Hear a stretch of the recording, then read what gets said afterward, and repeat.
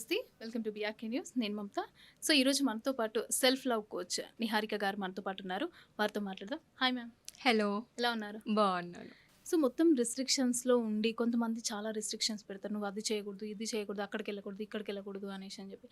So అలాంటి దాంట్లో ఉండి నాకేం కావాలి అనేది మర్చిపోయి ఒక డిప్రెషన్లోకి వెళ్ళిపోయిన వాళ్ళు ఉంటారు. యా, విమెన్ ఐ కావచ్చు. Was that. నేను అలాంటి స్టేజ్లో నుంచే బయటకు అవును. వచ్చాను. సో అలాంటి వాళ్ళు చాలా మంది ఉన్నారు. ఈ విధంగా చూసుకున్న బయట అబ్బాయిల విషయానికి వచ్చేసరికి అమ్మాయిలు అంటే మోస్ట్లీ ఇంట్లో వరకు అక్కడక్కడ స్ట్రెస్ ఫీల్ అవుతూ ఉంటారు. సో బయటికి అంత చాలా తక్కువ బయట విషయాల గురించి పట్టించుకోవడం. బట్ మెన్ అలా కాదు.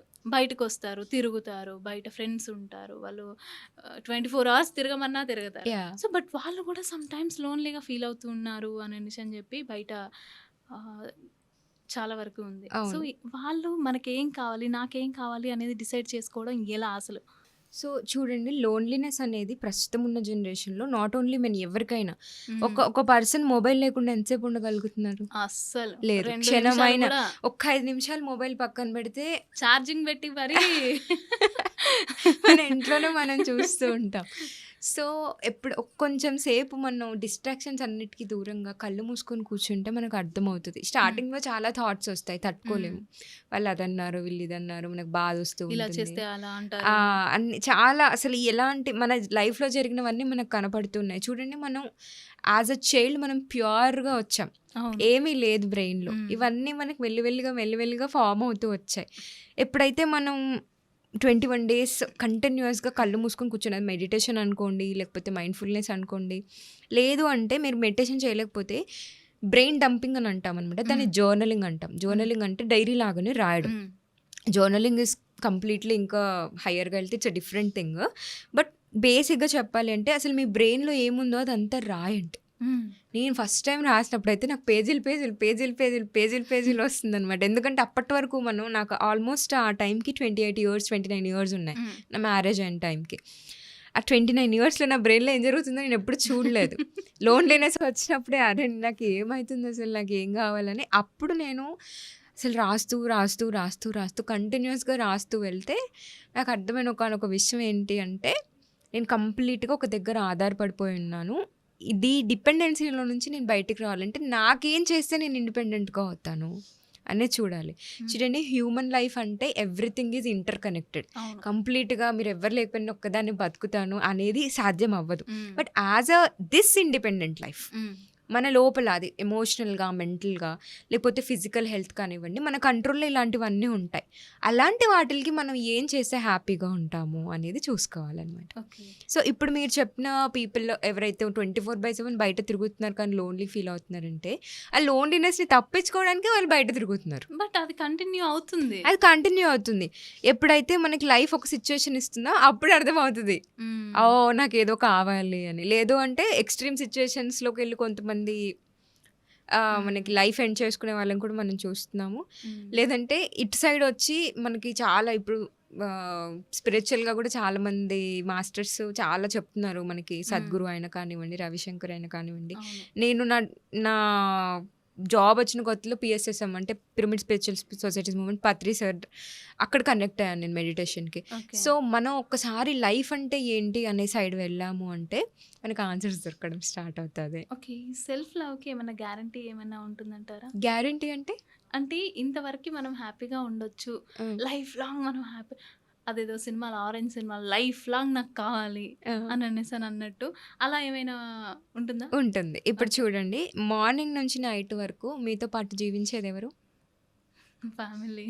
ఇంకా నేను, మీరు. సో మీతో పాటు మీరు ఎలా ఉండాలో మీకు అర్థమవుతే హ్యాపీ కదా.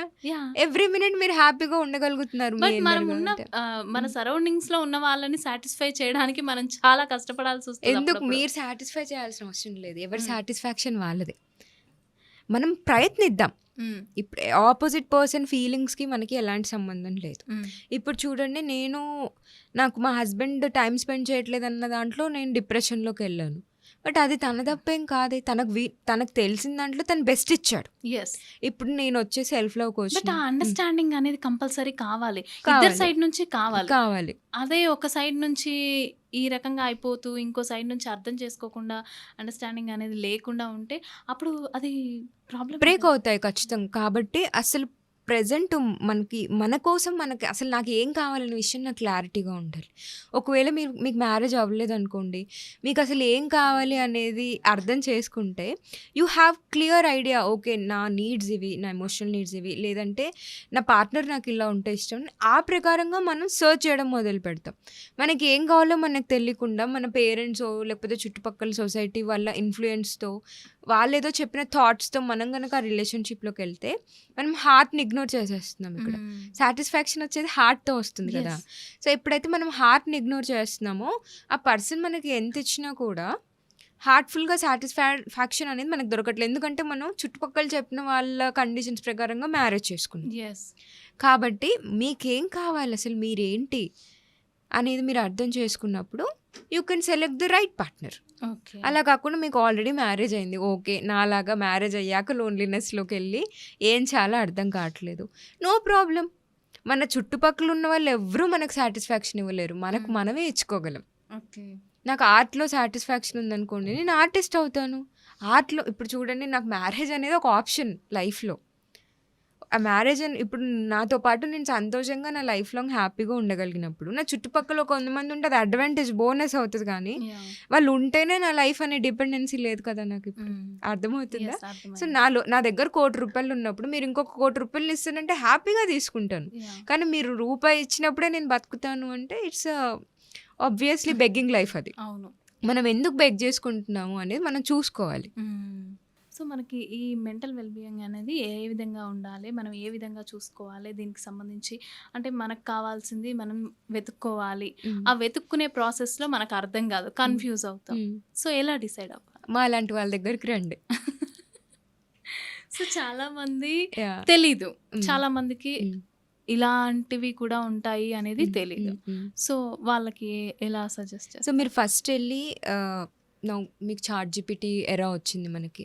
యాహ్! మొబైల్ లోపలికెళ్ళి చాట్‌జీపీటీతో చాట్ చేయండి. హ్మ్. వాట్ ఐ వాంట్ అని అడగండి డైరెక్ట్‌గా. అది కొన్ని క్వెషన్స్ అడుగుతది మిమ్మల్ని. ఓకే. రిగార్డింగ్ వాట్, లేదంటే ప్రొఫెషన్‌లో చూస్తున్నారా? హ్మ్. మ్యారేజ్‌లో చూస్తున్నారా? హ్మ్. లైఫ్‌లో చూస్తున్నారా? లేదంటే హాబీస్‌లో చూస్తున్నారా? హ్మ్. సో, మీరు ఒకసారి మీకు ఎవ్వరూ లేకపోతే చాట్‌జీపీటీ ఏఐ ఉంది కదా! ఏఐతో మాట్లాడండి. తనే సజెస్ట్ చేస్తుంది. మీరు ఇలా ఈ కోచ్ దగ్గరికెళ్ళండి, హ్మ్. లేకపోతే పలానా హ్మ్. కౌన్సెలింగ్ దగ్గరికెళ్ళండి అని. వావ్! నైస్ కదా! యాహ్! ఒకసారి మీరలా చాట్‌జీపీటీతో చాట్‌జీపీటీ లాంటివి చాలా వస్తున్నాయి మనకి. ఏఐ హెల్ప్ తీసుకోండి. హ్మ్. ఏఐకి, హ్యూమన్‌కి తేడా ఏంటంటే, ఏఐకి నాలెడ్జ్ ఉంటుంది. బట్ హ్యూమన్ కనెక్షన్ అనేది మా మా మనకు మా దగ్గరకొచ్చినప్పుడు we will understand you non judgementally. Okay. ఇప్పుడు మీరెళ్ళి నేను ఒక అబ్బాయిని లవ్ చేస్తున్నాను, పెళ్లి చేసుకుంటాను అంటే మీ ఇంట్లో వాళ్ళు అపోజ్ చేయొచ్చు. బట్ అదే విషయం మీరు నా దగ్గరకొచ్చి చెప్తే నేను మిమ్మల్ని అపోజ్ చేయను. ఎందుకంటే నేను నా కళ్ళతో మిమ్మల్ని చూడను. మీరేంటో మీ కళ్ళతో చూడడానికి ట్రై చేసి అప్పుడు యాహ్! నేను మీకు గైడెన్స్ ఇవ్వడానికి ట్రై యాహ్! చేస్తాననమాట. కాబట్టి మీ మీరు ఎవరి దగ్గరైతే మీలా మీరుంటూ ఎట్ ద సేమ్ టైమ్ మీకు నెక్స్ట్ స్టెప్‌కెళ్ళడానికి ఎవరైతే హెల్ప్ చేస్తున్నారో వాళ్ళ దగ్గరికెళ్ళినప్పుడు మీకు క్లారిటీ వస్తుంది. హ్మ్. ఆ క్లారిటీ వచ్చినప్పుడు ఆటోమేటిక్‌గా మీ లైఫ్‌లో ట్రాన్స్‌ఫర్మేషన్ జరుగుతుంది. సో, నేను self love coach. But life coaching is చాలామంది ఇప్పుడు కోచెస్ అవుతున్నారు. సో, అవును. మీకు తగ్గట్టుగా మీరు ఎవరికి కనెక్ట్ అవుతున్నారో వాళ్ళ యాక్చువల్‌గా దగ్గరికెళ్ళి ఇదంతా స్ట్రెస్ అయ్యి ఇదన్నీ అనుభవించిన తర్వాత ఇలా నేను వెళ్తే బావుంటది అని డిసైడ్ అయ్యి లైక్ మీలాగే. ఆ! సో, అలా ఎక్కువైపోతుందనేది. యాహ్! సో, నాలాగా ఇప్పుడు నేనేంటి డిప్రెషన్ అంత డార్క్‌నెస్‌లోకెళ్ళాను కదా! నాకు అర్థమైన విషయం ఏంటంటే, ఇంత డార్క్‌నెస్‌లోకి ఎళ్ళాల్సిన అవసరం లేదు. హ్మ్. నేను అనుభవించినంత డీపర్ డార్క్‌నెస్‌లో, అంత డిప్రెషన్‌లో ఎళ్ళాల్సిన అవసరం లేదు. కాబట్టి ఈజీ పాత్ చూపిస్తున్నాను నేను. నేను సెల్ఫ్ లవ్ కోచ్ ఎందుకయ్యానంటే, నాలాగా ఎవరు మళ్ళీ చాలా లోతుల్లోకెళ్ళి ఏదో జరిగిపోయింది జీవితంలో అని అంత బాధపడొద్దు అని. నేను అనుభవించినంత అనుభవించొద్దు ఎవరు కూడా. హ్మ్. ఈజీగా లైఫ్‌ని ఎలా హ్యాండిల్ చేసుకోవస్తుంది అనే దానికోసం నేను సెల్ఫ్ లవ్ కోచ్ అయ్యాననమాట. ఓకే. సో, నేను మ్యారేజ్ రిలేటెడ్‌లో ఆ లోన్లీనెస్‌లో నుంచి సెల్ఫ్ లవ్ కోచ్ అయ్యాను కాబట్టి, ఎట్ ద సేమ్ టైం నేను గోల్ సెట్టింగ్స్ అన్ని కాన్ఫిడెన్స్ ఎలా బిల్డ్ చేసుకోవాలి లైఫ్లో, ఎమోషనల్గా ఫ్రీడమ్ ఎలా సంపాదించుకోవాలి, మనతో మనం హ్యాపీగా ఉండి మనమే ప్రేమ అయ్యి చుట్టుపక్కల ప్రేమ ఎలా పంచాలి, ఇలాంటివన్నీ నేను చెప్తూ ఉంటాను. దానికి 18 year old కనెక్ట్ అవ్వచ్చు, 50 year old కనెక్ట్ అవ్వచ్చు. కాకపోతే మనకి ఎవరు కనెక్ట్ అవుతే మనం హ్యాపీగా మనకు ఆన్సర్స్ దొరుకుతాయి, మన లైఫ్లో నెక్స్ట్ స్టెప్ వేయగలం అని అనిపిస్తే వాళ్ళ దగ్గరికి వెళ్ళాలి. నేను ఇక్కడ మీడియాలో మాట్లాడినంత మాత్రాన మీకు ఇష్టం లేకపోయినా, మీరు నేను చెప్పే వాటికి కనెక్ట్ అవ్వకపోయినా, కనపడింది కదా ట్రై చేద్దాము అని అనవసరంగా టైం వేస్ట్ చేసుకోండి. మీకు ఎవరు కావాలో రీసెర్చ్ చేసుకోండి. సో మనకి ఇందులో మనం డిసైడ్ చేసుకునే టైంలో కాన్ఫిడెన్స్ లెవెల్స్ అనేవి ఖచ్చితంగా మనం బ్యాలెన్స్డ్గా ఉంచాలి. లేదు అని అంటే కింద పడినా పడొచ్చు. కాన్ఫిడెన్స్ అంటే ఏంటండి? ఫస్ట్ ఆత్మవిశ్వాసం. అంటే మన పైన మనకు ఉండే ఒక నమ్మకం. అంటే డిస్ట్రాక్ట్ అయిపోతా ఉంటుంది, నేను అలా అనుకుంటున్నాను అనేసి అని చెప్పి. లైక్ మీరు నాకు ఒక ఫ్రెండ్ అనుకోండి, ఇలా వచ్చి నేను ఇలా అనుకుంటున్నాను రా అనేసి అని చెప్పినప్పుడు, అలా ఎందుకు, ఇలా చెయ్యి బాగుంటది అనేసి అని చెప్ప, మేబీ ఇది కరెక్ట్ కాదేమో. ఇక్కడ ఏం జరుగుతుంది, మీ డెసిషన్ మీద మీరు నమ్మకం లేక ఇంకొకరు నా డెసిషన్ సపోర్ట్ చేసి అప్పుడు ముందుకెళ్తాను అనే కన్ఫ్యూజన్లో మీరు ఉన్నారు. సో మీ డెసిషన్ మీద మీకు నమ్మకం కలగాలంటే అసలు మీకు ఆ డెసిషన్ తీసుకోవాలని ఎందుకు అనిపించింది, మీ లోపలికి మీరు వెళ్ళాలి మళ్ళీ. లేదు అంటే మా అలాంటి కోచెస్ దగ్గరికి వస్తే క్లియర్గా కొన్ని క్వశ్చన్స్ వేసి అసలు మీకు ఏం కావాలి, మీరు ఎందుకు ఇది అనుకుంటున్నారు. ఎట్ ద సేమ్ టైం చూడండి, నేను సెల్ఫ్ లవ్ కోచ్ అవ్వకముందు నాకు ఏం కావాలని చాలా ఎక్స్ప్లోర్ చేశాను. నేను యాక్టింగ్ కోర్స్ చేశాను, యోగా టీచర్ ట్రైనింగ్ చేశాను, ప్రాణాయామ టీచర్ ట్రైనింగ్ చేశాను, ఇంకా పెళ్ళికి ముందు అయితే క్యాండిల్ మేకింగ్ అని, క్విల్లింగ్ ఆర్ట్ అని చాలా ఎక్స్ప్లోర్ చేశాను. ఫైనల్గా నాకు నా హార్ట్ సెల్ఫ్ లవ్ కోర్స్లో ఉందని అర్థమైంది. సో మనకి ఎక్కడ ప్యాషన్ ఉంది. సో ప్యాషన్ అంటే ఇప్పుడు చూడండి, యాక్టింగ్ కోర్స్ చేసినప్పుడు నేను ఎందుకు యాక్టింగ్ కోర్స్ అంటే ఆ మూవీస్లో ఆ హీరోయిన్స్ని వాళ్ళందరినీ చూసి వాళ్ళ అలా inspiration is a different thing. But ఏం చేసినా సరే, ఎన్ని సంవత్సరాలైనా సరే దీంట్లో నేను ఖచ్చితంగా టైం స్పెండ్ చేయగలను అనే ఇప్పుడు మీరు యాంకర్ ఎందుకు అయ్యారు, మీకు అది చాలా ప్యాషన్ ఉంది. ఎన్ని సంవత్సరాలైనా సరే నేను యాంకర్గా నేను దృఢంగా నిలబడగలుగుతాను అనే ఆ గట్టిగా ఆ హార్ట్ దృఢంగా మీకు ఇందులో ఉంది కాబట్టి మీరు యాంకర్ అయ్యారు. అలాగే మనకి ఎక్కడ హార్ట్ దృఢంగా ఉందనేది ఎక్స్ప్లోర్ చేయాలి.